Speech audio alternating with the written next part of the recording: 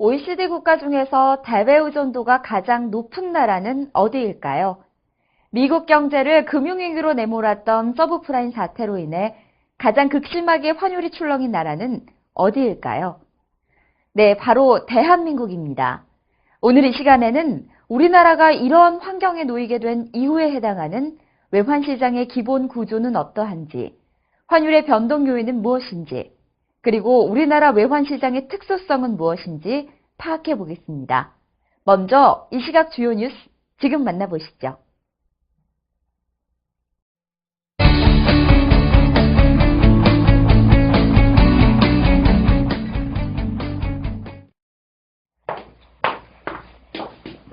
아휴, 출근하자마자 바로 은행이네. 무엇을 도와드릴까요? 예, 전신한 송금을 하려고요. 저희 회사 계좌에서 1만 달러를 보내야 하는데 지금 환율은 어떤가요? 네, 고객님. 전신환율이 적용되셔서 1,125원입니다. 아, 그래요. 그럼 보내주세요. 네, 송금되었습니다. 제가 며칠 뒤에 여행 경비로도 달러 환전을 해야 되는데 지금 환율은 어떤가요? 현찰 환율이 적용되셔서 지금 사시면 1,140원입니다. 전신한 매매율하고 현찰 환율은 왜 이렇게 차이가 나는 거야? 네, 알겠습니다. 그럼 며칠 뒤에 다시 와야겠네요. 감사합니다.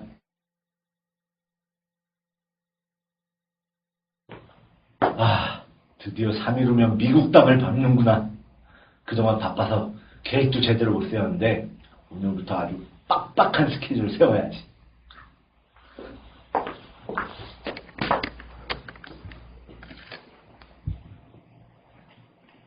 이거 환전 좀 부탁드립니다. 지금 환율이 어떤가요? 네, 1,160원입니다. 네? 그저께는 1,140원이라고 했는데요. 네, 고객님. 며칠 사이 유로존 재정위기가 심화되면서 달러 가치가 크게 올랐습니다. 뭐야. 그냥 그저께 사둘 걸 그랬잖아.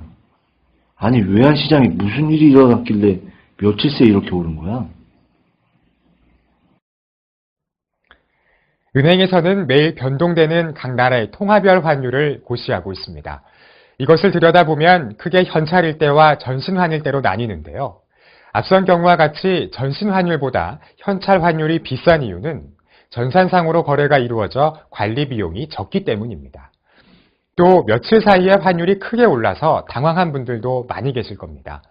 이러한 환율 변동은 여러 가지 요인들에 의해 영향을 받기 때문에 외환 담당 직원들이나 외환 딜러들조차도 정확하게 예측하기가 어렵다고 하는데요. 자세한 해답은 이슈인사이드에서 찾아보실 수 있습니다. 예전 환율과 요즘 환율은 차이가 있습니다. 1달러에 940원이면 살 수 있던 시설이 있었던 반면 요즘은 크게 올라간 상태인데요. 원화 가치가 가장 높았던 시기의 환율과 현재는 엄청난 차이가 날 수밖에 없습니다. 며칠 사이 환율이 크게 달라져서 당황하는 분들도 많이 계실 거고요. 또 환율이 오르면 여행자 입장에서는 울상을 짓게 되지만 수출업체에서는 반가운 소식이 된다고 하는데요. 왜 그럴까요? 오늘 이 시간에는 외환시장의 구조와 환율을 결정하는 메커니즘에 대해 알아보고 우리나라 외환시장의 구조와 특징을 통하여 그 특수성을 짚어보겠습니다.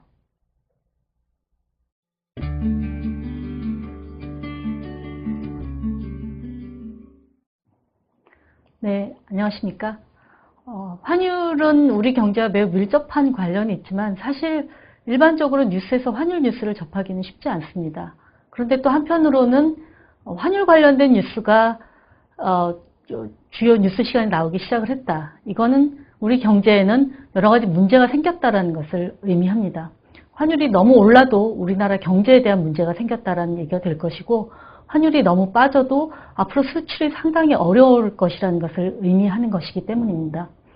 우리나라는 아시안 외환위기 이후에 처음으로 자유변동 환율 제도를 도입을 해서 지금 아시아 국가 중에서도 일본이나 몇몇 국가들 제외하고는 가장 외환 시장이 자율화된 그런 시장입니다.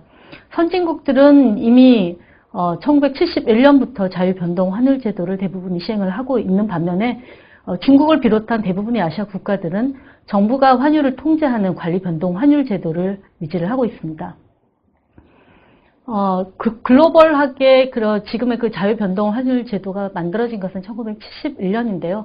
그 이전까지만 해도 1944년에 만들어졌던 브레튼 체제에 의해서 국제 외환 시장의 환율은 달러를 기축통화로 인정을 하기 시작을 했고, 달러와 금과 일정한 그 교환 비율을 유지하는 그런 체제를 유지를 해오다가 미국의 재정 적자 규모가 커지고 달러 발행이 늘어나면서 더 이상 달러를 금과 교환할 수 없게 된 미국의 닉슨 대통령이 금과의 교환을 중지하는 소위 금태환 정지 정책을 발표를 하면서 지금 현재까지 자유변동 환율 제도가 유지되고 있습니다. 이번엔 외환 시장의 구조에 대해서 살펴보도록 하겠습니다. 외환 시장은 일반인들이 일반적으로 접하는 주식시장 이런 것과는 다르게 장외시장, 장외시장이라고 하면 좀 의미가 잘 안 와닿을 수도 있는데요. 은행 간의 거래가 주로 이루어지는 그런 시장이라고 보시면 될 것 같습니다. 그래서 주식시장은 주로 거래소를 통해서 거래가 이루어진다면 외환시장은 그런 특정한 거래소보다 은행들끼리의 서로 자기들끼리의 그런 리그를 통해서 거래가 이루어진 시장이라고 봐야 될 것 같고요. 따라서 장외시장이 거래의 대부분을 차지하는 그런 시장입니다. 반면에 이제 장내 거래는 거래소를 통한 거래가 이루어지는데 외환시장에서 장내 거래는 한 5% 미만의 비중을 차지하고 있습니다.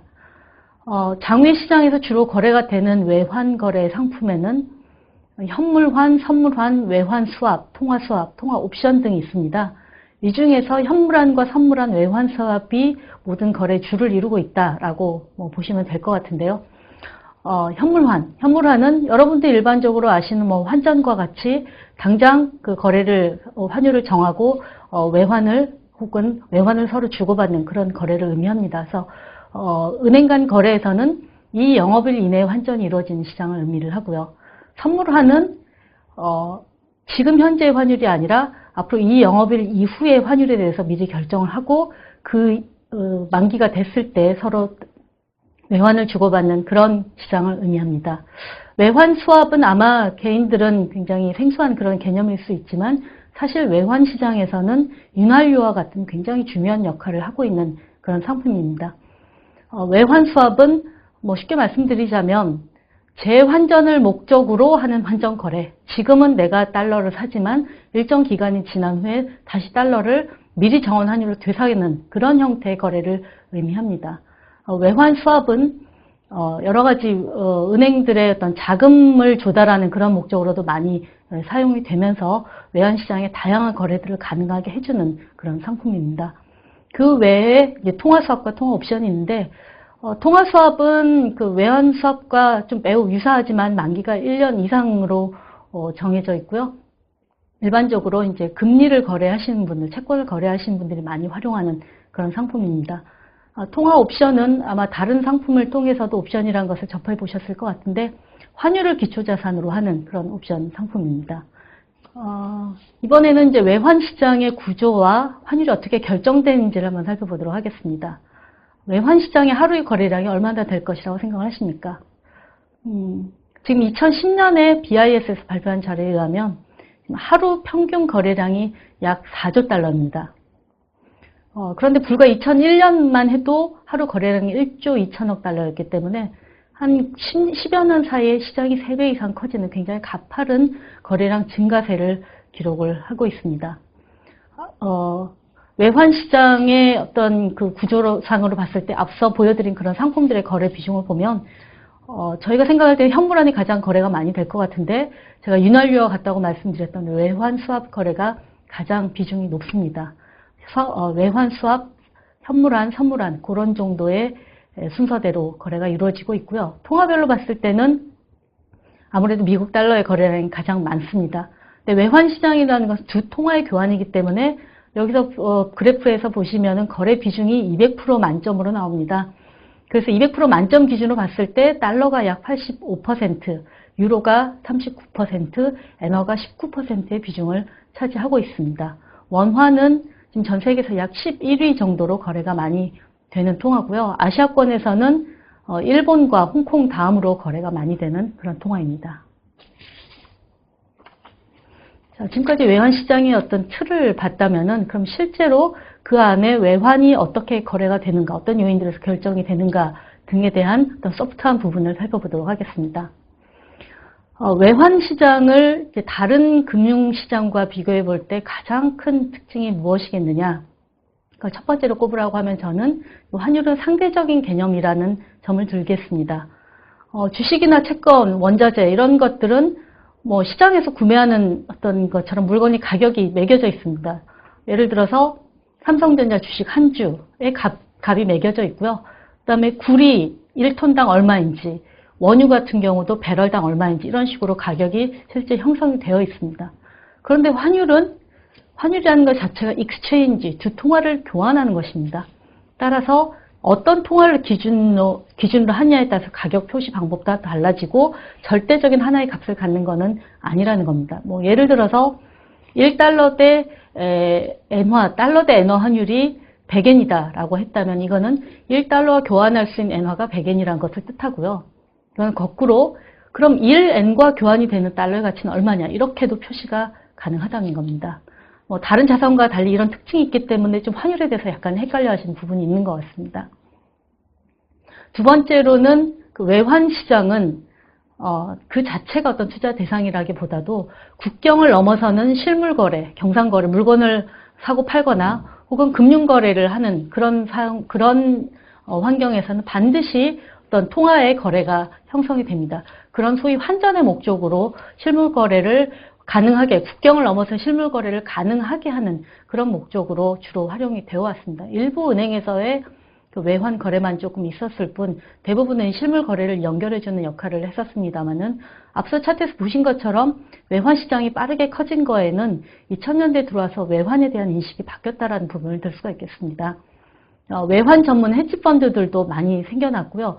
환율을 기초자산으로 한 뭐 ETF나 여러 가지 구조화 상품들도 많이 생겨나면서 이제는 외환도 하나의 투자 대상으로 떠오르고 있다라는 부분을 말씀드리겠습니다. 또 하나의 특징은 앞서 보셨습니다만 외환은 장외 거래라는 겁니다. 은행들 간의 신용을 바탕으로 거래가 이루어지는 그런 거래입니다. 따라서 이거는 그 어떤 거래소를 통해서 거래를 한다고 했을 때는 거래소가 문을 열고 닫는 시간 동안에만 거래가 이루어지겠습니다만은 외환 시장은 실질적으로 24시간 내내 거래가 돌아간다라고 보시면 되겠습니다. 뭐 최근에는 개인들도 좀 FX 마진 거래를 통해서 이 은행 간 거래에 참여할 수 있는 길도 열려 있는 상황입니다. 마지막의 특징을 꼽자면은 외환은 다른 어떤 금융 자산 가격보다도 그 정책의 영향력이 매우 크다라는 겁니다. 환율이라는 것이 그 나라의 경제에 매우 중요한 역할을 차지하다 보니까 또는 정부가 필요에 따라서 환율 제도를 변경을 한다든지 중국이 가장 대표적인 예가 되겠죠. 최근에 이 관리 변동 환율 제도를 2005년도에 바뀐 바가 있고요. 최근에는 또 거래 범위를 계속 넓혀가고 있습니다. 또한 정부의 시장 개입도 예를 들 수가 있겠는데요. 선진국 중에 가장 시장 개입에 적극적인 나라는 일본입니다. 또한 외환 규제라고 한다면 우리나라에서 뭐 선물한 규제 같은 거를 내놓는 등 그 나라의 어떤 거시경제 안전성에 매우 중요한 부분을 차지하는 환율에 대한 정부의 입김이 상당히 강한 시장이다라고 볼 수 있겠습니다. 자, 그렇다면 이번에 이제 환율에 대해서 좀 더 살펴보도록 하겠습니다. 환율은 앞서 말씀드린 대로 두 통화의 교환 비율입니다. 그래서 어떤 통화를 기준으로 하느냐 이런 것들이 좀 룰이 정해져야 될 텐데 국제 외환 시장에서는 그거를 표기하는 방법들이 나름대로 다 정해져 있습니다. 우리나라에서만 해도 기사를 볼 때 원달러니 달러 원이니 엔달러니 굉장히 많이 혼선이 돼서 쓰여지고 있습니다만은 국제 외환 시장의 은행 간의 거래를 할 때는 그 룰이 엄격하게 정해져 있고요. 일단 외국 통화 한 단위당 자국 통화 가치로 표시하는 방법을 직접법이라고 하는데 예를 들어서 대부분의 통화들이 여기에 포함이 됩니다. 달러 대 원화, USD 대 KRW 하면은 1달러와 교환할 수 있는 원화가 얼마가 필요하냐, 이런 표기 방법이 되겠습니다. 달러 원, 달러 엔, 달러 스위스 프랑, 이런 대부분의 통화들이 여기에 포함이 되는데, 이와 반대로 자기 나라 통화를 맨 앞으로 끄집어낸 그런 통화 표시 방법이 있습니다. 간접법이라고 얘기를 하고요. 여기에 해당되는 나라는 몇 개 없습니다. 유로존, 그다음에 영국 및 과거 영연방 국가인 호주 달러나 뉴질랜드 달러, 파운드화, 이런 통화들이 여기에 해당이 되어 있습니다. 그렇다고 한다면 달러 대 원화 환율이 1,100원에서 1,200원으로 올라왔다. 이 말은 달러가 원화에 대한 가치가 올라갔다. 달러의 가치가 올라갔다는 것을 의미한 동시에 원화의 달러에 대한 가치는 떨어졌다. 이런 두 가지 의미를 함유하고 있다라고 볼 수가 있겠고요. 반대로 유로 대 달러 환율 같은 경우는 유로 대 달러 환율이 1.4에서 1.5로 올라갔다. 이 말은 유로화가 달러에 대해서 강세를 보인다라는 것을 의미합니다.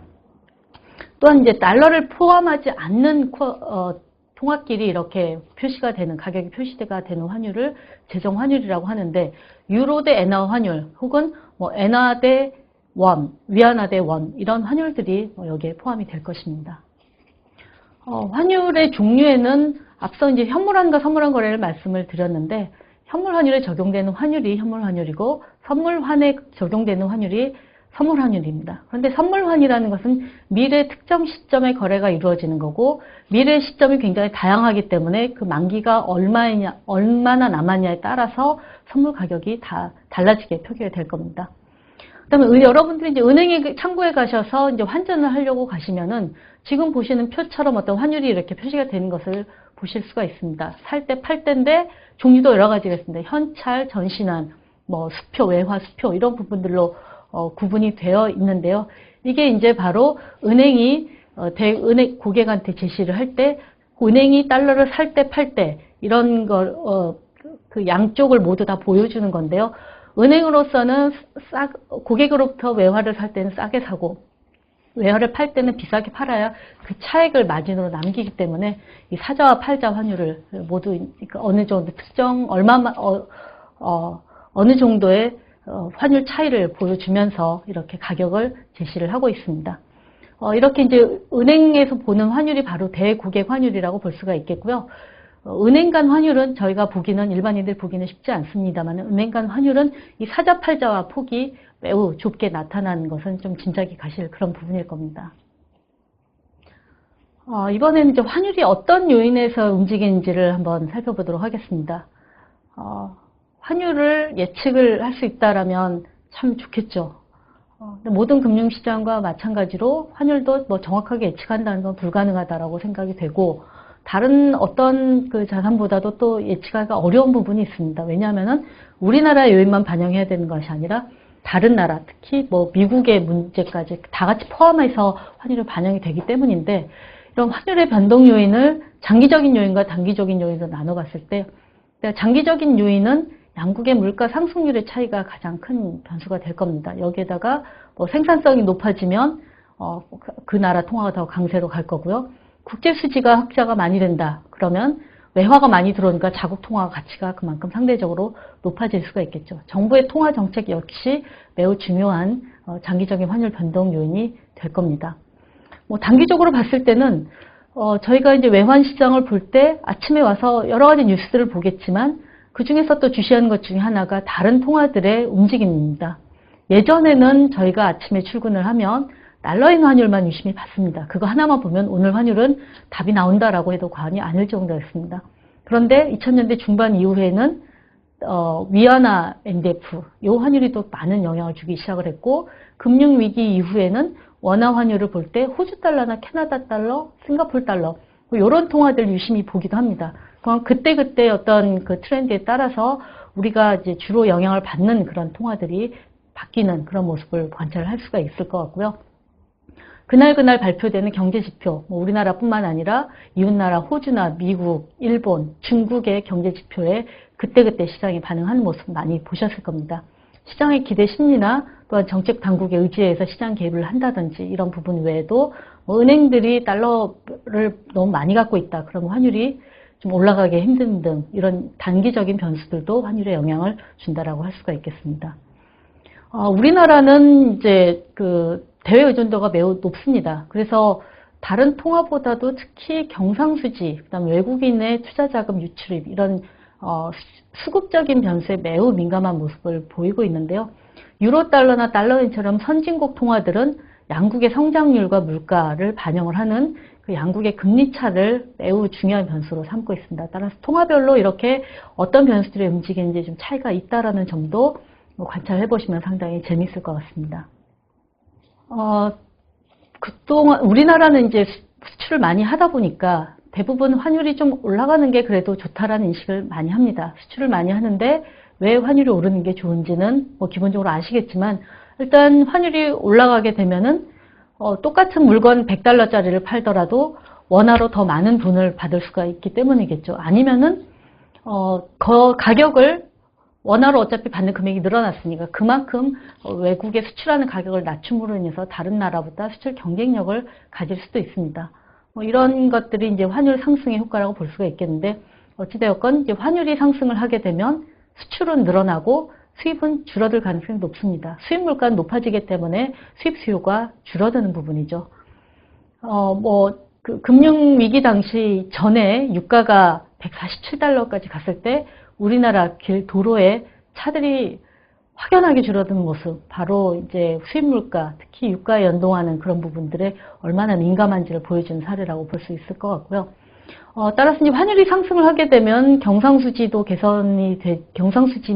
개선이 되고 수출은 늘어나겠지만 물가가 올라가고 그다음에 외채 부담은 더 커진다는 그런 단점이 있습니다. 그럼에도 불구하고 우리처럼 대외 의존도가 높은 국가는 좀 환율 상승을 아무래도 선호하게 됩니다. 왜냐하면은 환율 상승을 통해서 수출이 늘어나면 국내 기업들이 생산이 늘어나고 또 생산을 늘리기 위해서 투자를 늘리고 고용을 늘리게 됩니다. 그러면 그것이 바로 우리나라의 성장으로 연결이 되기 때문입니다. 하지만 어떤 경제 구조가 바뀌게 된다면 그러한 메커니즘도 교과서에 나온 것보다는 제대로 작동을 안 할 가능성이 매우 높습니다. 만약에 기업들이 그 수출을 많이 해서 돈을 많이 벌었는데 그거를 국내에다 투자하지 않고 해외에다 투자를 한다든지 혹은 수출하는 물건 자체가 고용을 많이 필요로 하지 않는 그런 산업이다라고 하면은 환율이 올라도 그게 국내 경제의 성장률을 높이는 것에 기여하는 부분은 상당히 줄어들 수밖에 없습니다. 그런 부분도 정부의 정책에 영향을 미칠 수 있다는 부분 고려해 보시면 좋겠습니다.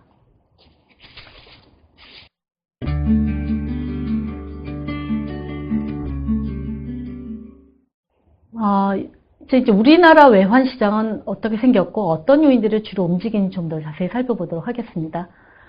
우리나라 은행 시장도 외환 시장도 은행 간 시장과 대고객 시장으로 구분이 됩니다. 그래서 고객들이 은행에 가서 환전을 요청을 하면 은행이 은행 간 시장을 통해서 그 물건을 조달을 해주는 거죠. 결국 은행 간 시장이 도매 시장이고 대고객 시장이 소매 시장이라고 보면 될 것 같습니다. 대고객 시장, 우리나라의 외환거래의 대고객은 고객들은 주로 어떤 주체들이냐? 가장 대표적인 게 수출입 업체가 될 겁니다. 그 외에도 공기업이나 정부, 외국인, 환전이나 해외여행을 위한 개인들 역시 중요한 우리나라 외환시장의 참여자가 될 것입니다. 은행 외환거래는 장외시장이라고 했습니다만은 우리나라 달러 원은 장외로 거래가 되긴 하지만 일정 시간을 좀 정해뒀습니다. 아침 9시에 오픈을 해서 오후 3시에 문을 닫습니다. 주식시장과 거래시장 시간이 같고요. 여기는 앞서 말씀드렸듯이 도매시장이다 보니까 최소 거래 단위가 100만 달러입니다. 50만 달러 단위로 거래가 되는데 그러다 보니까 도매시장 달러 금액이 100달러이다 보니까 개인들이 10,000달러, 20,000달러 혹은 몇백 달러를 은행한테 환전을 요청을 할 때는 거기에 따른 수수료가 좀 많이 부과될 수밖에 없겠죠. 은행 간의 거래는 EBS라 그래서 은행 간 그 전자거래 시스템이나 어떤 전화 주문 방식 등을 통해서 거래가 이루어지고요. 현재 우리나라에는 65개 금융기관이 은행 간 시장에 참여를 하고 있습니다. 국내 은행이 한 53개, 그 다음에 증권사가 9개, 기타 종금사나 기관들이 여기에 포함이 됩니다. 앞서 글로벌 외환 시장의 흐름을 좀 봤었는데 우리나라도 예전에는 현물환 거래가 가장 많았습니다만은 최근에는 점차적으로 다양한 금융 거래가 유발이 되면서 그로 인해서 외환 수합 거래량이 가파른 속도로 늘었습니다. 현재는 현물환과 외환 수합 규모가 거의 비슷한 정도로 형성이 되고 있고요. 하루에 달러 원 그 현물환 시장이 약 80에서 100억 달러 정도 거래가 됩니다. 근데 그 중에 80% 이상이 은행 간 거래를 차지하고 있습니다. 이 말은 하루에 이제 대고객 거래에서 발생하는 그 외환 거래는 한 20억 달러 미만이다. 이렇게 보시면 될 것 같고요. 통화별로는 달러 원 거래가 84% 정도로 압도적인 비중을 차지하고 있습니다. 마지막으로 우리나라의 그런 환율을 움직이는 중요한 변수들이 뭐고 특징이 어떤 것인가 하는 부분들을 살펴보겠습니다. 일단 과거 한 10여 년 동안의 환율의 흐름을 살펴보면 2000년대에 들어와서 한 약 7년여간 달러 약세, 원화 강세, 즉 달러 원 환율이 계속 하락을 했다는 거죠. 1,300원대에서 900원대까지 이렇게 떨어지는 모습을 보였었는데, 이러한 원화 강세기는 일단 대외적으로는 미 달러의 약세가 전 세계적으로 진행이 됐던 그런 시기이고요. 국내적으로도 중공업체가 사상 최대의 호황을 누리는 등 그로 인해서 달러 공급이 많이 됐던 이런 요인들에 기인합니다. 하지만 금융위기를 계기로 환율이 900원에서 무려 1,600원까지 치솟는 그런 모습을 보였다가 그 이후로는 계속해서 원화가 금융위기 이전 수준으로 돌아가려는 그런 흐름을 이어가고 있습니다. 근데 지금 이렇게 차트를 보시면 우리나라 환율이 굉장히 방향성이 한번 잡히면 굉장히 오래 가고 트렌드가 바뀌면 특히 이제 환율이 떨어질 때는 굉장히 점진적으로 떨어지는 반면에 올라갈 때는 굉장히 가파른 그런 기울기를 보여준다는 특징을 보실 수가 있겠습니다. 저는 아시아 전체적으로 보더라도 원화가 매우 변동성이 높은 통화 중에 하나입니다. 그리고 어떤 변동성도 높고 변동폭도 좀 압도적으로 높은 상황인데, 이러한 현상이 왜 일어나는지 한번 살펴보도록 하겠습니다. 일단 기본적으로 무역 의존도가 높다라는 것은 주시하시는 사실이고요. 2011년 기준으로 우리나라 무역 의존도가 무려 110%에 달합니다. 다른 국가들보다 월등하게 높고요. 무역이 많다 보니까 그에 따른 무역 금융 등도 많습니다. 그래서 금융의 해외 의존도도 다른 나라보다 매우 높은 편이라고 할 수가 있겠습니다. 왜 우리나라 환율에 이렇게 변동성이 한번 나타나면 특히 환율이 상승할 때 폭발적으로 나타나는가, 좀 구조적인 원인이 있다라고 생각이 되는데요. 가장 중요한 부분은 일단 무역 의존도가 높은 데다가 수출 수입 업체들의 해치가 서로 방향이 다르다, 정도가 다르다는 겁니다. 수출업체들은 해외에서 다른 나라 기업들과 1달러라 더 싸게 가격 경쟁을 벌여야 되는 입장이기 때문에 환해지를 매우 적극적으로 합니다.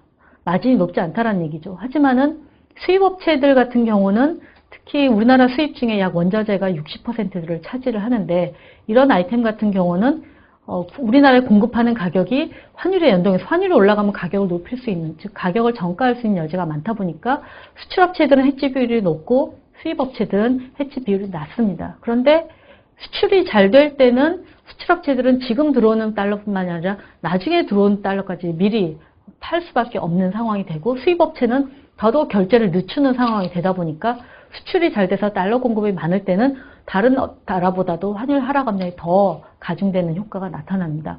여기에 그러한 효과를 더 배가시키는 부분이 바로 외국인의 투자 동향이라고 할 수 있겠는데요. 즉 경상수지가 좋으면 외국인들도 우리나라 안심하고 투자를 늘립니다. 그러니까 안 그래도 수출업체 물량에다가 수출업체 해치 물량과 외국인의 투자 자금까지 가중이 되면서 환율이 떨어질 때는 오히려 더 굉장히 그 압력이 무겁게 자리 잡다가 대외적인 상황이 반전이 돼서 달러가 유출되는 구조로 바뀔 때는 그 반대 탄성이 매우 커지는 그런 효과가 있다라고 할 수가 있을 것 같고요. 또한 이제 원화 결제 비중이 다른 나라에 비해서 턱없이 지금 거의 없다라고 볼 수 있을 정도로 원화 결제가 이루어지지 않고 있습니다. 그래서 대부분의 수출입 업체들이 환 위험에 그대로 노출이 되어 있기 때문에 수출입 기업들이 이런 환율의 변동에 따라서 굉장히 민감할 수밖에 없는 구조적인 부분과 다른 나라보다도 높은 변동성을 보이고 있다라고 볼 수 있겠습니다. 이제 외환시장과 환율에 대한 개념이 잡히셨나요? 주요 내용을 다시 한번 정리해보면서 오늘 이 시간을 마무리하겠습니다. 외환시장은 다른 금융시장과는 달리 상대적 개념으로 원래는 국가 간 금융가교나 실물가교가 주된 역할이었으나 최근에는 직접 투자 대상으로 부상하고 있습니다. 또한 환율은 외환수급, 경제 펀더멘탈, 정부정책 등의 단기 요인과 양국 물가상승률과 금리차 등의 장기 요인에 의해 영향을 받고요. 우리나라 외환 시장은 전체 거래 중 현물 환거래와 외환 수합 거래가 약 80%를 차지하며 통화별로는 달러원 거래가 80% 이상을 차지하고 있습니다. 우리나라의 외환 시장 특수성으로는 높은 대외 의존도와 수출입 업체 해지의 비대칭성, 그리고 경상수지와 동행하는 외국인 투자 자금 패턴 등으로 환율 변동성이 높고 기업들의 환 리스크 부담이 매우 큰 편입니다. 지금까지 오늘 준비한 외환 시장과 환율에 관한 기본적인 내용을 알아봤습니다. 다음 시간에는 오늘 살펴본 내용을 기초로 하여 통화 선물 상품의 특징과 환율 방법에 대해 알찬 내용을 준비하여 찾아뵙겠습니다.